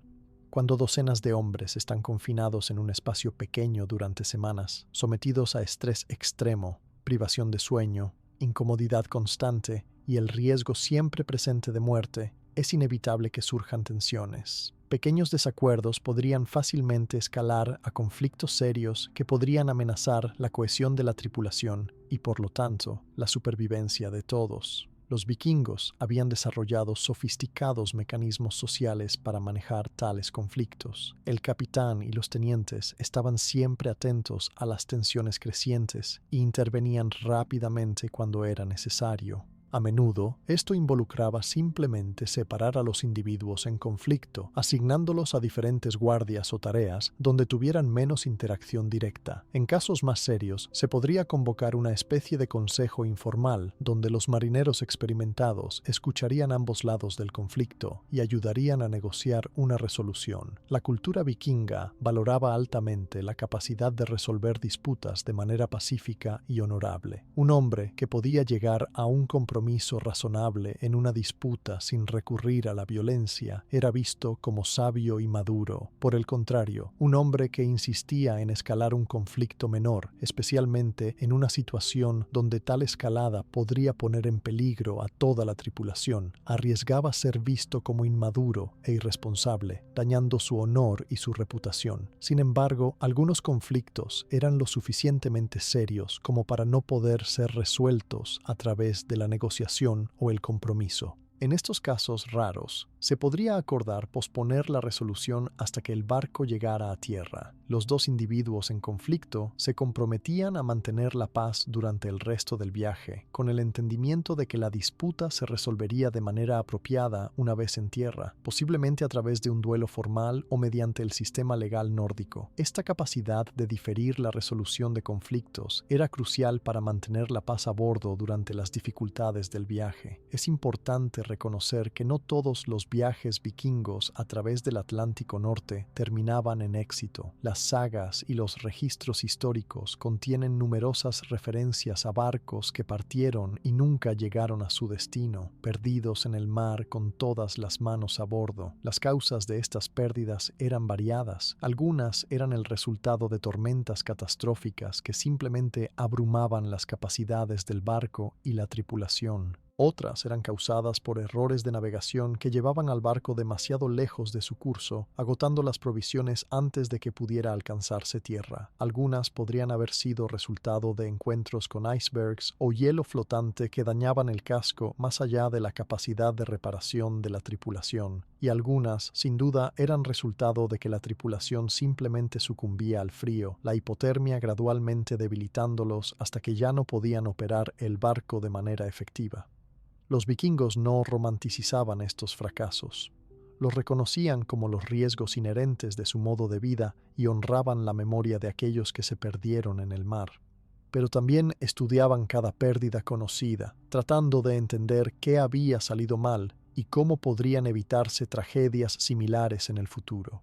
Este proceso continuo de aprender de los fracasos, así como de los éxitos, era parte de cómo el conocimiento marítimo vikingo continuaba evolucionando y mejorando a través de generaciones. Vale la pena también considerar cómo el sistema de supervivencia vikingo se compara con los métodos de otras culturas marítimas que navegaban en aguas frías durante periodos históricos similares. Este análisis comparativo nos ayuda a apreciar tanto lo que era único en el enfoque vikingo como lo que era universal en las soluciones humanas a los desafíos de la navegación en aguas frías. Los Inuit del Ártico, cuyas tierras los vikingos eventualmente encontraron cuando colonizaron Groenlandia, habían desarrollado su propio sofisticado sistema para sobrevivir y viajar en aguas heladas. Sus kayaks y umiaks, hechos de pieles de foca estiradas sobre marcos de madera o hueso de ballena, eran completamente impermeables y notablemente estables en aguas agitadas. Su ropa, hecha de pieles de foca y caribú cuidadosamente cosidas con tendones, proporcionaba un aislamiento excepcional y era casi completamente impermeable. Sin embargo, había diferencias importantes entre los enfoques inuit y vikingo que reflejaban sus diferentes contextos culturales y ecológicos. Los inuit típicamente viajaban en grupos más pequeños que los vikingos, a menudo solo unas pocas familias juntas, y sus viajes tendían a ser más cortos en duración, siguiendo las migraciones de animales marinos en lugar de buscar colonizar tierras distantes. Su estrategia de supervivencia dependía más de su capacidad de cazar focas y otros animales marinos durante el viaje, proporcionando tanto comida como combustible en forma de grasa que podía ser quemada en lámparas especiales dentro de refugios temporales en el hielo. Los vikingos, cuando eventualmente aprendieron de los inuit después de sus encuentros en Groenlandia y América del Norte, adoptaron algunos elementos del sistema inuit, particularmente ciertas técnicas de caza y el uso de pieles de foca marinas para ropa, pero mantuvieron sus propios barcos más grandes y sus propias técnicas de navegación de larga distancia que habían perfeccionado a través de generaciones. Los monjes celtas de Irlanda y Escocia representan otro punto de comparación interesante. Estos monjes realizaron sus propios viajes notables en el Atlántico Norte durante la misma era general que los vikingos, aunque típicamente con motivaciones espirituales en lugar de económicas o de colonización. Buscaban lugares remotos para establecer comunidades monásticas aisladas donde pudieran dedicarse a la oración y la contemplación sin las distracciones del mundo secular.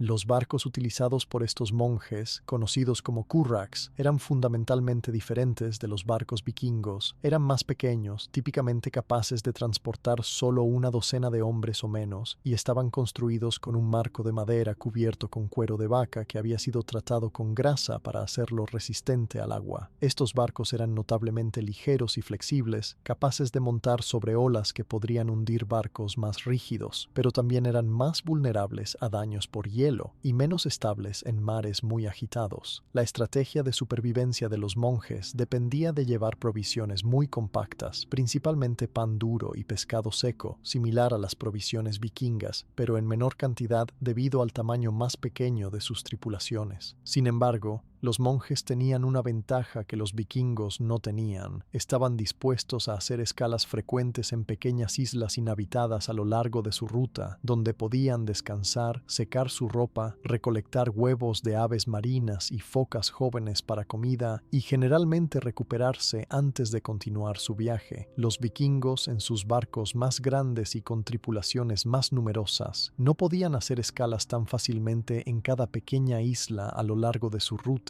Necesitaban puertos más grandes y sustanciales, donde sus barcos pudieran ser asegurados de manera segura. Esto significaba que sus viajes entre escalas tendían a ser más largos en duración, requiriendo estrategias de supervivencia más robustas que pudieran sostener a toda la tripulación durante 1 o 2 semanas de navegación continua. Más tarde en la historia, durante la llamada Edad de Exploración de los siglos XV y XVI, los marineros europeos enfrentarían desafíos similares al navegar en las aguas frías del Atlántico Norte y el Ártico. Sin embargo, para entonces, la tecnología había avanzado significativamente. Los barcos eran más grandes y más robustos, con múltiples cubiertas que proporcionaban espacio cerrado donde las tripulaciones podían refugiarse del frío. Crucialmente, estos barcos posteriores típicamente tenían galeras o cocinas donde se podía mantener el fuego de manera segura y se podían preparar comidas calientes, una ventaja enorme en términos de supervivencia que los vikingos no tenían. Estos marineros posteriores también tenían acceso a técnicas de preservación de alimentos más avanzadas, incluyendo salazón más efectiva y eventualmente conservas enlatadas, que proporcionaban comida más nutritiva y palatable que el skerpichot seco como madera de los vikingos. Tenían mejores instrumentos de navegación, incluyendo brújulas magnéticas y eventualmente sextantes, que les permitían determinar su posición con mucha mayor precisión que los vikingos, con su navegación basada en observación. Sin embargo, a pesar de todas estas ventajas tecnológicas, las expediciones árticas de los siglos XIX y principios del XX a menudo terminaban en desastre, con tripulaciones enteras pereciendo por el frío, el escorbuto y el hambre. La expedición Franklin de 1845, por ejemplo, con 2 barcos grandes, bien equipados y tripulados por más de 100 marineros experimentados de la Royal Navy británica, terminó con la muerte de cada hombre a bordo cuando los barcos quedaron atrapados en el hielo ártico. Este contraste entre el fracaso de expediciones bien equipadas del siglo XIX y el éxito de los vikingos relativamente mal equipados un milenio antes subraya un punto importante. La tecnología por sí sola no garantiza la supervivencia en ambientes extremos. El conocimiento, la experiencia, la adaptabilidad y la resistencia psicológica son igualmente,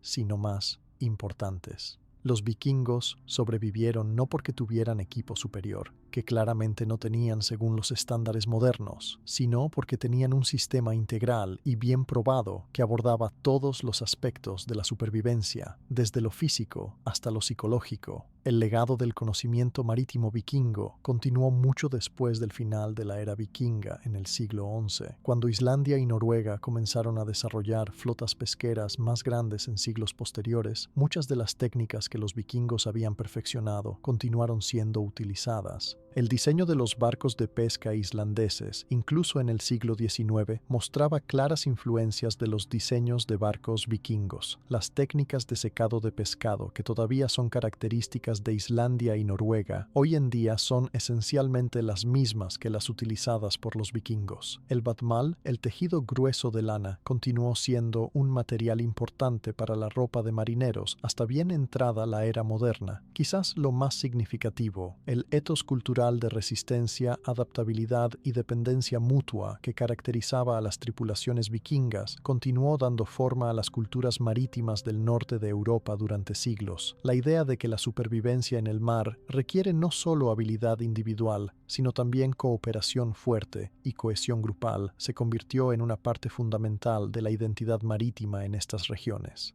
Ahora debemos examinar más de cerca algunos de los detalles técnicos específicos de cómo los vikingos manejaban desafíos particulares que surgían durante los viajes largos. Uno de los desafíos más significativos era el mantenimiento del barco mismo en condiciones difíciles. Un barco vikingo, a pesar de estar extraordinariamente bien construido, requería mantenimiento constante, especialmente durante viajes largos. Las juntas entre las tablas del casco podían comenzar a abrirse debido al constante trabajo del barco en mares agitados, permitiendo que el agua se filtrara. Los materiales de impermeabilización, la lana empapada en alquitrán entre las tablas, podían desgastarse o lavarse. Las cuerdas y las velas podían dañarse por el viento y el agua salada. El achique, el proceso de eliminar el agua que inevitablemente se filtraba en el casco, era una tarea constante. Los barcos vikingos no tenían bombas de achique automáticas. En su lugar, dependían del trabajo manual. Varios miembros de la tripulación eran siempre responsables de monitorear el nivel de agua en el fondo del barco y de usar cubos de madera o cuero para sacar el agua y arrojarla por la borda. Este trabajo era interminable, agotador y especialmente brutal en condiciones frías, cuando el agua que se estaba sacando estaba solo unos pocos grados por encima del punto de congelación. Sin embargo, el achique servía un propósito secundario que era beneficioso en el contexto de supervivencia en frío. Era una forma de ejercicio que mantenía a los hombres en movimiento y generaba calor corporal. Los marineros que estaban comenzando a sentir demasiado frío eran a menudo asignados a tareas de achique por un tiempo, sabiendo que el trabajo físico los calentaría rápidamente. Las reparaciones más sustanciales al casco tenían que ser realizadas rápidamente cuando se descubrían. Si una junta entre tablas estaba comenzando a abrirse, necesitaba ser recalafateada inmediatamente antes de que el problema empeorara. Cada barco vikingo llevaba suministros de lana adicional y alquitrán específicamente para este propósito. La lana se empapaba en alquitrán, que se mantenía en contenedores sellados, y luego se empujaba en las juntas abiertas usando herramientas especiales. En condiciones muy frías, el alquitrán se volvía espeso y difícil de trabajar, por lo que a veces se calentaba primero sosteniéndolo cerca del cuerpo humano bajo capas de ropa durante un tiempo, usando el calor corporal para ablandar el alquitrán lo suficiente como para que fuera utilizable. Si el daño al casco era más severo, como una tabla agrietada o rota, las reparaciones eran más complejas. Los barcos vikingos llevaban tablas de repuesto y las herramientas necesarias para reemplazar secciones dañadas del casco, pero realizar tales reparaciones en el mar, en condiciones frías, era extremadamente difícil. Idealmente, si se descubría un daño tan severo, el barco buscaría el puerto más cercano donde las reparaciones pudieran hacerse correctamente.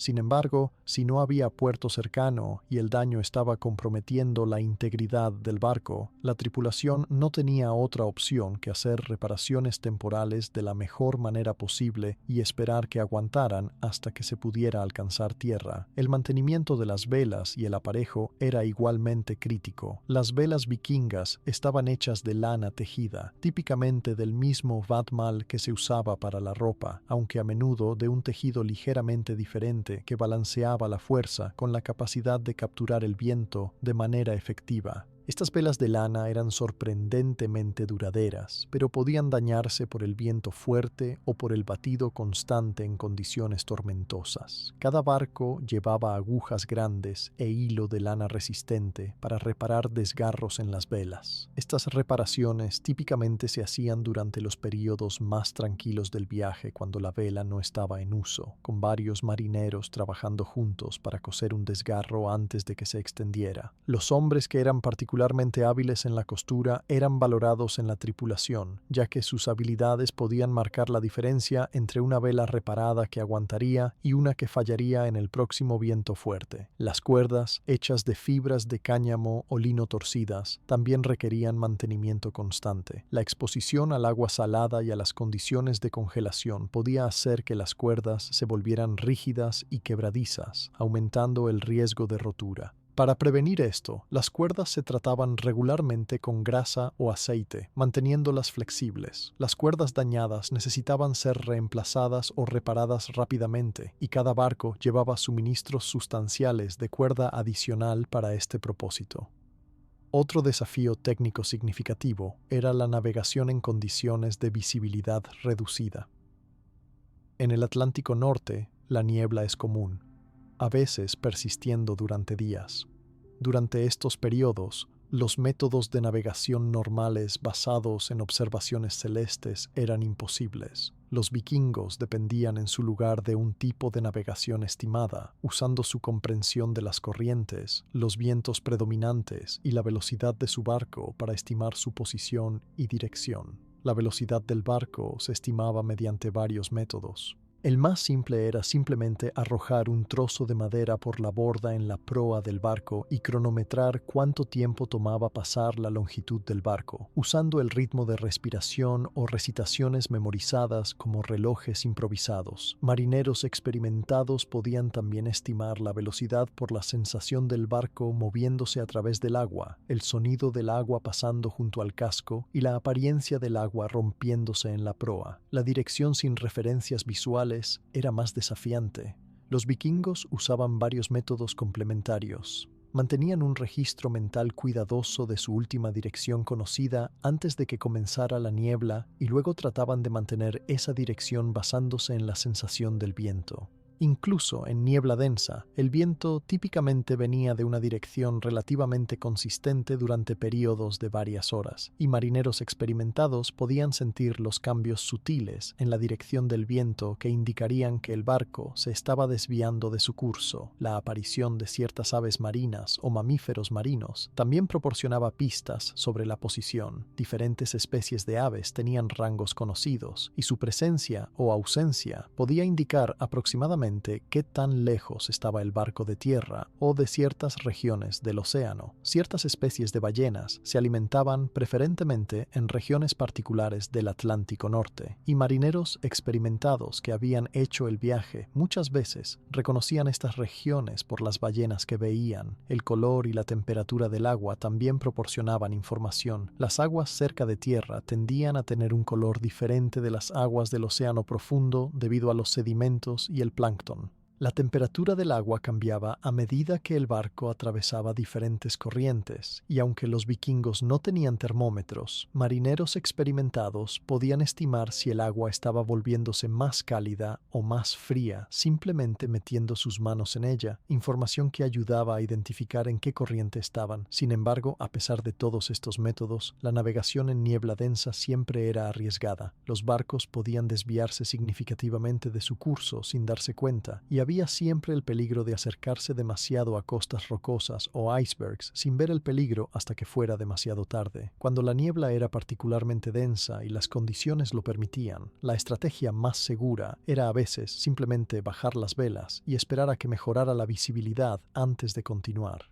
El encuentro con hielo y los icebergs presentaba otro conjunto de desafíos. En las rutas hacia Groenlandia y más al norte, el hielo era una amenaza constante, especialmente más tarde en la temporada de navegación. Los icebergs, grandes masas de hielo de agua dulce desprendidas de glaciares, flotaban en las corrientes oceánicas y podían hundirse fácilmente con un barco de madera si había una colisión. Lo que hacía a los icebergs particularmente peligrosos era que la mayor parte de su masa estaba bajo el agua, invisible desde el barco. Los marineros vikingos se convirtieron en expertos en detectar icebergs a distancia. En tiempo claro, podían ser vistos como manchas blancas en el horizonte. Más sutilmente, los icebergs a menudo estaban rodeados por una zona de agua más fría y el aire sobre ellos también era más frío, creando a veces nieblas localizadas o patrones inusuales en las olas. Marineros experimentados aprendieron a reconocer estos signos y darle a cualquier posible iceberg un amplio margen. El hielo marino, a diferencia de los icebergs, era agua de mar congelada que formaba capas en la superficie del océano. En las regiones más al norte y más tarde en la temporada, los barcos vikingos a veces encontraban campos extensos de hielo marino. Navegar a través del hielo marino requería una habilidad considerable. El hielo necesitaba ser evaluado constantemente para determinar si era lo suficientemente delgado como para que el barco lo rompiera de manera segura, o si era demasiado grueso y el barco necesitaba encontrar una ruta alternativa. En condiciones de hielo ligero, los barcos vikingos a veces podían continuar haciendo progreso lento, usando el impulso del barco para romper el hielo delgado. El diseño del casco vikingo, con su proa elevada y sus lados relativamente redondeados, era bastante efectivo para esto. El barco podía montar ligeramente sobre el hielo delgado, usando su peso para romperlo. Sin embargo, esto era extremadamente duro para el casco y solo se intentaba cuando era absolutamente necesario. Cuando un barco vikingo quedaba atrapado en hielo más grueso, la situación se volvía verdaderamente peligrosa. Si el hielo continuaba engrosándose y comenzaba a comprimirse alrededor del barco debido a los movimientos de las corrientes o el viento, la presión podía literalmente aplastar el casco. Los barcos vikingos, con su construcción clinker relativamente flexible, eran algo mejores para resistir este tipo de presión que los barcos construidos con técnicas de construcción más rígidas, ya que podían flexionarse y adaptarse a algo. Sin embargo, había límites a cuánta presión podían soportar. Si un barco quedaba atrapado en hielo y la tripulación determinaba que no podía liberarse de manera segura, las opciones eran limitadas y todas malas. Podían permanecer con el barco y esperar que las condiciones cambiaran, que el hielo se derritiera o se rompiera, permitiendo al barco continuar. Esta estrategia requería que tuvieran suficientes provisiones para sobrevivir a una espera potencialmente larga, y también los exponía al riesgo de que el barco fuera finalmente aplastado por el hielo. Alternativamente, podían abandonar el barco e intentar viajar a través del hielo a pie hacia tierra, si sabían que tierra estaba dentro de una distancia alcanzable. Esta era una propuesta extremadamente peligrosa. Viajar a pie a través del hielo marino era traicionero en el mejor de los casos, con grietas y áreas de hielo delgado que podían causar que un hombre se cayera al agua helada. Llevar suficientes provisiones para un viaje a pie largo era difícil, y las posibilidades de perderse y perecer en el hielo eran altas. Las sagas contienen algunas referencias a tripulaciones que sobrevivieron a tales situaciones, pero es probable que muchas más nunca regresaron, sus destinos desconocidos por aquellos en casa. Estas eran las realidades brutales de la navegación en las aguas más frías y peligrosas accesibles a los navegantes de la época. Otro aspecto práctico de la supervivencia que no debemos pasar por alto es la higiene personal en estas condiciones. Los estándares modernos de higiene personal eran obviamente imposibles de mantener durante un viaje de varias semanas en un barco pequeño sin agua corriente ni instalaciones sanitarias, pero los vikingos no eran descuidados sobre estos asuntos. Comprendían que ciertos aspectos de la higiene eran importantes no solo para la comodidad, sino también para la salud y, por lo tanto, para la supervivencia. Las funciones corporales básicas se manejaban de la manera más práctica posible. Los barcos vikingos no tenían baños o letrinas sofisticadas. En su lugar, los hombres simplemente se posicionaban en la borda del barco,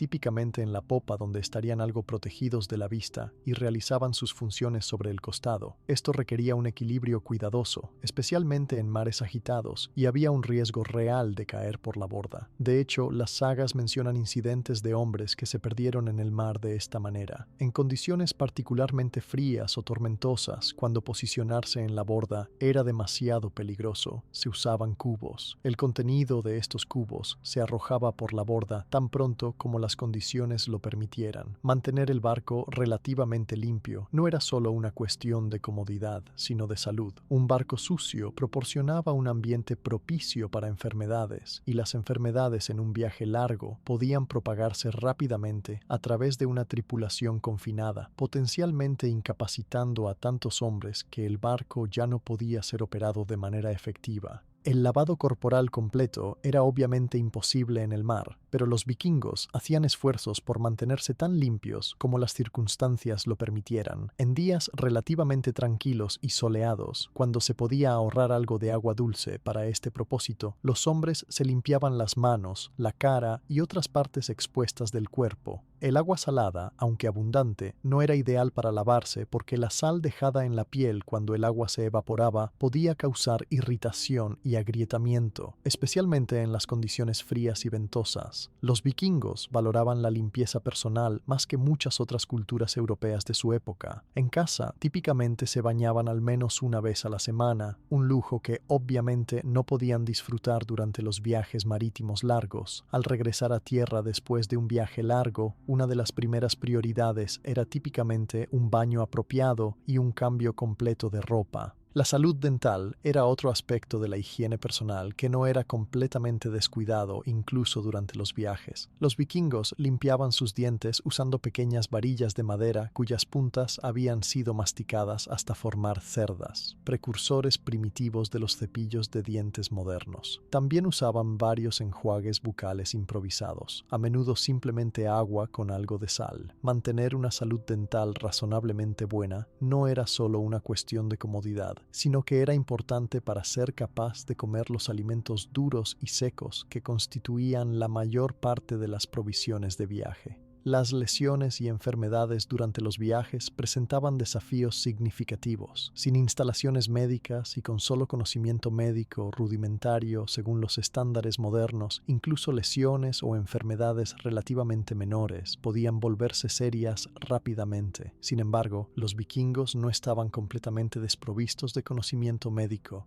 Habían desarrollado una tradición de medicina popular que, aunque carecía de la base científica de la medicina moderna, era pragmática y a veces efectiva. Las heridas menores, cortes y abrasiones que eran comunes durante el trabajo del barco se limpiaban tan pronto como fuera posible, típicamente con agua salada que, aunque dolorosa, tenía propiedades antisépticas naturales. Luego se vendaban con tiras limpias de lino o lana. Los vendajes se cambiaban regularmente y la herida se monitoreaba por signos de infección. Si se desarrollaba infección, se aplicaban varios remedios herbales, típicamente en forma de pastas hechas triturando hierbas secas que se llevaban específicamente para este propósito.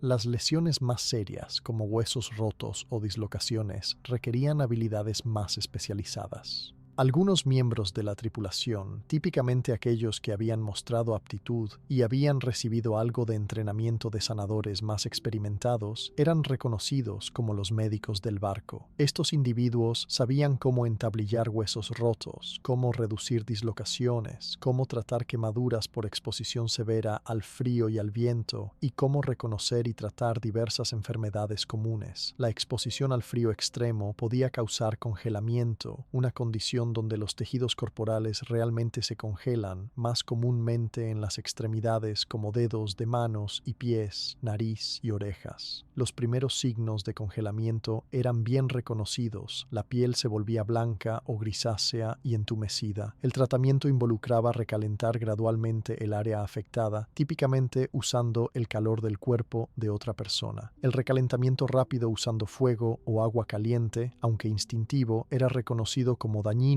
y se evitaba. En casos severos de congelamiento donde los tejidos estaban claramente muertos y comenzaban a gangrenarse, la amputación podría ser necesaria para prevenir que la infección se propagara por el cuerpo. Realizar una amputación en el mar sin anestesia apropiada o herramientas quirúrgicas esterilizadas era horriblemente doloroso y peligroso, con un alto riesgo de que el paciente muriera por shock, pérdida de sangre o infección subsecuente. Tales procedimientos solo se intentaban como último recurso absoluto. Las enfermedades, como los resfriados, la gripe o las infecciones gastrointestinales, podían propagarse rápidamente a través de una tripulación confinada. La prevención era preferible al tratamiento. Los hombres que mostraban signos de enfermedad eran, cuando era posible, algo aislados del resto de la tripulación, aunque en un barco pequeño y abarrotado el aislamiento completo era imposible. Se les daba descanso extra y se les animaba a beber tanto como fuera posible para prevenir la deshidratación.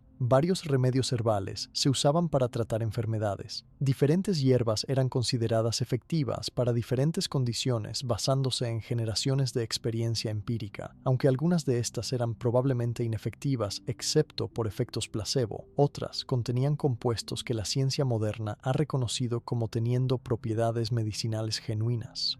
Por ejemplo, la corteza de sauce, que contiene compuestos relacionados con la aspirina moderna, se usaba para reducir fiebres y aliviar el dolor. El escorbuto, causado por deficiencia de vitamina C, era una amenaza en viajes muy largos. Los síntomas incluían encías sangrantes, pérdida de dientes, moretones fáciles, fatiga extrema y eventualmente muerte si no se trataba. Los vikingos no comprendían la causa bioquímica del escorbuto, pero habían observado que consumir ciertas plantas frescas parecía prevenir o revertir la condición. Por lo tanto, cuando era posible durante escalas en tierra, recolectaban y consumían plantas silvestres que ahora sabemos que son ricas en vitamina C, como acedera, berro y agujas de abeto jóvenes. A medida que llegamos al final de nuestra exploración de cómo los vikingos sobrevivieron en mares helados sin fuego, vale la pena reflexionar sobre lo que podemos aprender de sus métodos y su mentalidad.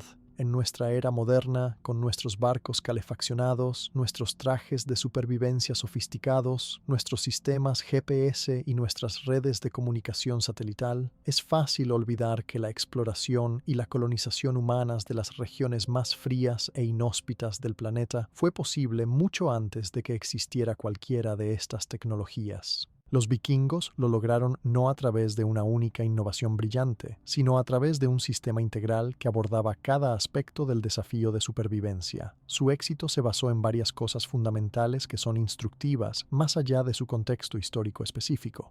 Primero, su profunda comprensión empírica de los principios de conservación de calor y aislamiento térmico. Sin ninguna teoría científica formal de termodinámica, los vikingos comprendían intuitivamente que el aire atrapado aislaba, que las capas múltiples eran más efectivas que una sola capa gruesa, que la humedad era el enemigo del calor y que los cuerpos humanos juntos podían mantenerse más cálidos que los individuos separados. Aplicaron estos principios de manera sistemática en el diseño de sus barcos, su ropa y su comportamiento durante los viajes. Segundo, su enfoque holístico de la supervivencia que reconocía que los seres humanos no son simplemente máquinas físicas, sino también seres psicológicos y sociales. Comprendían que mantener la moral, manejar el estrés, resolver conflictos, mantener la cohesión del grupo y proporcionar un sentido de propósito y significado eran tan importantes para la supervivencia como tener ropa adecuada y suficiente comida. Esta comprensión holística de la supervivencia es algo que las organizaciones modernas que operan en ambientes extremos, desde estaciones antárticas hasta instalaciones espaciales, todavía se esfuerzan por implementar efectivamente. Tercero, su respeto por el conocimiento transmitido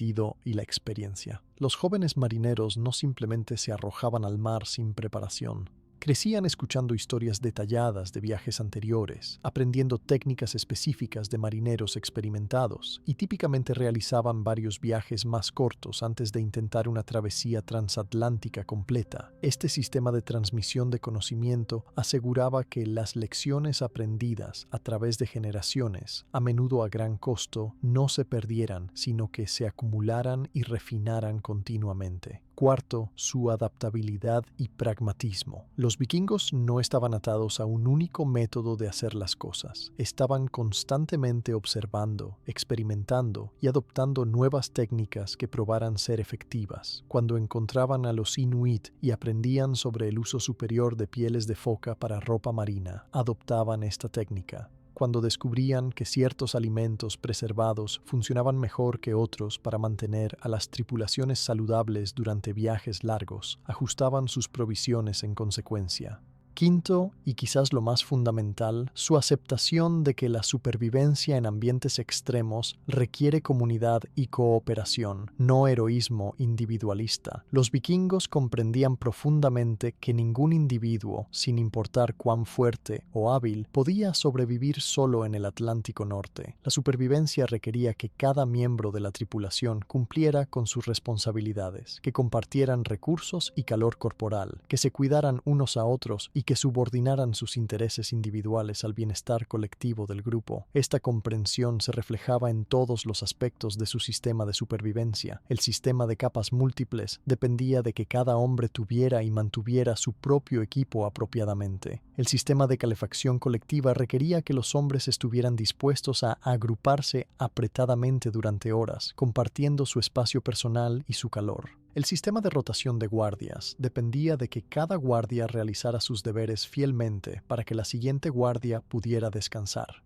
El manejo de conflictos requería que los individuos estuvieran dispuestos a comprometer sus orgullos personales por el bien del grupo. En nuestro mundo moderno, donde el individualismo es a menudo celebrado y la autosuficiencia es vista como una virtud, el ejemplo vikingo nos recuerda que hay situaciones, particularmente aquellas que involucran sobrevivir en ambientes extremos, donde la supervivencia es fundamentalmente un logro colectivo más que individual. El legado de la navegación vikinga se extiende mucho más allá de sus logros técnicos específicos. Sus viajes expandieron fundamentalmente el mundo conocido de la Europa medieval. Su colonización de Islandia creó una sociedad que continúa prosperando hoy, más de 1000 años después. Su asentamiento de Groenlandia, aunque finalmente no tuvo éxito debido a cambios climáticos y otros factores, demostró que los humanos podían sobrevivir e incluso prosperar temporalmente en las regiones subárticas. Su llegada a América del Norte, ahora claramente documentada por la arqueología en Lance Ox Meadows, en Terranova, precedió a Colón por casi 500 años, aunque no condujo a una colonización europea permanente en ese momento. Este logro notablemente demuestra que los océanos, incluso en condiciones severas, no son barreras infranqueables, sino caminos que conectan a la humanidad. La saga de la navegación vikinga también nos recuerda que el progreso tecnológico no es una línea recta. Los vikingos lograron hazañas de navegación y supervivencia en el siglo X, que marineros europeos con tecnología supuestamente superior a menudo fallaban en replicar siglos después. Esto subraya el hecho de que la tecnología es solo tan efectiva como el conocimiento, la habilidad y el sistema social dentro del cual se despliega. En años recientes ha habido un renovado interés en las técnicas de supervivencia vikingas entre entusiastas de actividades al aire libre, historiadores experimentales y organizaciones que operan en ambientes extremos. Réplicas de barcos vikingos han realizado exitosamente las mismas rutas que los vikingos navegaron hace 1000 años, validando tanto el diseño de los barcos como las técnicas de navegación. Estos viajes experimentales han proporcionado nuevas perspectivas sobre exactamente cómo los vikingos lograron lo que hicieron y han profundizado nuestro respeto por sus logros.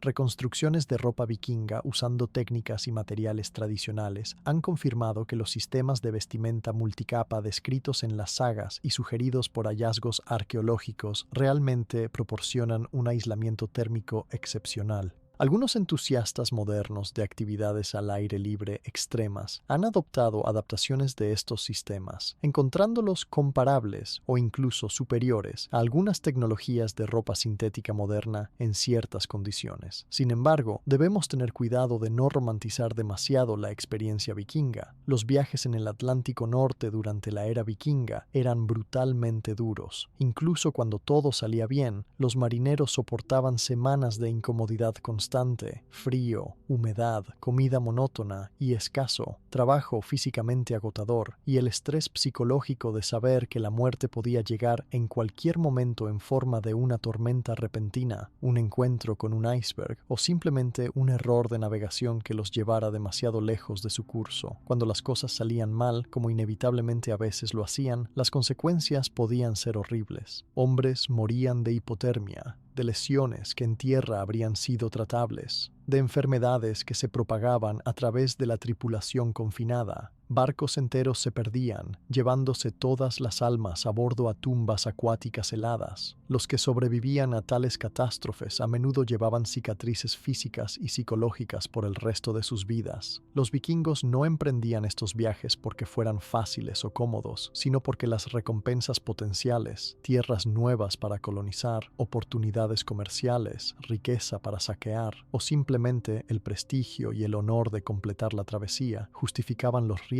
y las dificultades en su cálculo cultural. Esta evaluación de riesgo-recompensa es particular a su contexto cultural e histórico y no debe ser universalizada. Sin embargo, lo que puede ser universalizado es el principio fundamental que subyace a su éxito, que los desafíos aparentemente insuperables pueden ser superados mediante la aplicación sistemática de conocimiento, la preparación cuidadosa, la cooperación fuerte, la adaptabilidad y la resistencia, tanto física como psicológica. Estos principios son aplicables mucho más allá del contexto específico de la navegación marítima en aguas frías. En nuestra era contemporánea, mientras la humanidad contempla expandirse a ambientes aún más hostiles que el Atlántico Norte vikingo, las profundidades del océano, las regiones polares, el desierto o incluso más allá de la Tierra hacia otros planetas, los principios que permitieron a los vikingos sobrevivir y prosperar en su ambiente desafiante permanecen relevantes. La supervivencia humana en ambientes extremos siempre requerirá no solo tecnología sofisticada, sino también comprensión profunda de la fisiología humana, sistemas sociales bien diseñados, acumulación y transmisión cuidadosa de conocimiento y la resistencia psicológica para soportar dificultades prolongadas. Los vikingos, con sus barcos de madera sin calefacción, su ropa de lana y pieles, su comida seca y dura y su navegación basada en observación, pudieron lograr lo que muchos habrían considerado imposible. Cruzaron los océanos más fríos y peligrosos de la Tierra, establecieron asentamientos en algunas de las tierras más remotas e inhóspitas, y expandieron fundamentalmente el horizonte de lo que la humanidad sabía que era posible. Hicieron esto no a pesar de sus limitaciones tecnológicas, sino trabajando creativamente dentro de ellas, desarrollando soluciones que eran elegantes en su simplicidad y efectivas en su aplicación. Su ejemplo nos recuerda que los límites de lo posible son a menudo mucho más amplios de lo que inicialmente aparecen, y que la ingenuidad humana, el coraje y la cooperación pueden superar obstáculos que la tecnología sola no puede. Mientras reflexionamos sobre la pregunta que inició nuestra exploración, como los vikingos mantuvieron sus barcos cálidos en mares helados sin fuego, ahora podemos ver que la pregunta misma era algo mal planteada. No mantenían sus barcos cálidos en el sentido de crear un ambiente confortable y templado. En su lugar, habían desarrollado un sistema integral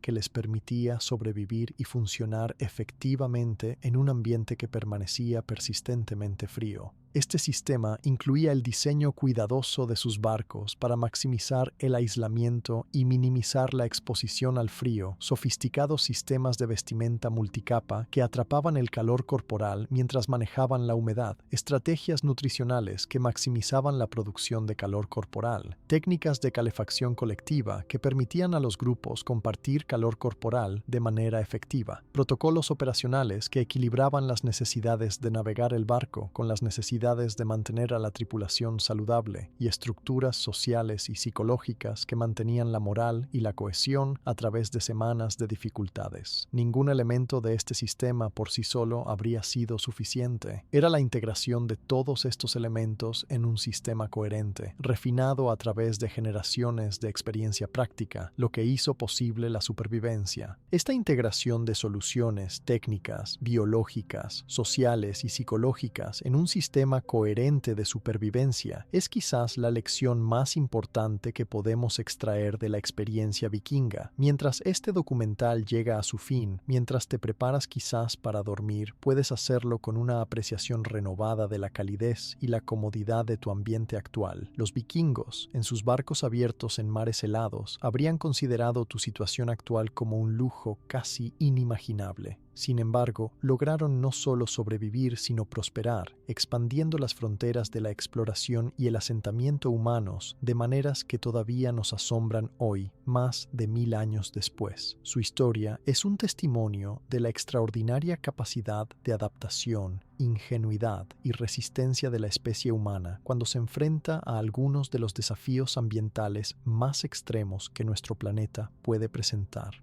Es una historia de triunfo colectivo sobre la adversidad, de conocimiento acumulado a través de generaciones, de tecnología elegante en su simplicidad pero profundamente efectiva en su aplicación, y de la capacidad humana para encontrar maneras de no solo sobrevivir, sino de prosperar en las circunstancias más improbables. Que descanses bien, inspirado quizás por el conocimiento de lo que los humanos han logrado con mucho menos de lo que tenemos disponible hoy, y reconfortado por la calidez y la seguridad que la tecnología moderna proporciona. Los mares helados del Atlántico Norte permanecen allí, tan fríos y desafiantes como siempre, pero ya no representan una barrera infranqueable a la ambición humana, gracias en parte a aquellos navegantes nórdicos hace mucho tiempo que descubrieron cómo sobrevivir donde la supervivencia parecía imposible.